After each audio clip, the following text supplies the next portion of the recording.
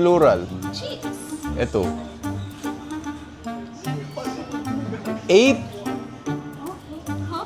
Chicks. 7, 8. Ito. Anong tawag dito? Lips. Tagalog. Labi. Ito. Siyam. Labi. Hindi. Labi. Labi. Second floor na to. Nakakatawa yun. Maduming libro. Dirty book. Alikabok. Matamis na sapatos. Hindi ko alam. Sugar. Mahilig ka ba sa relo? Bakit? Hindi, wala lang. Dapat di ka na nagsusuot ng relo eh. Bakit? Aanhin mo pa yung relo, bibigay ko naman lahat ng oras ko sa'yo. Meron akong tali. Makuha mo yung tali. Bakit tumatawa?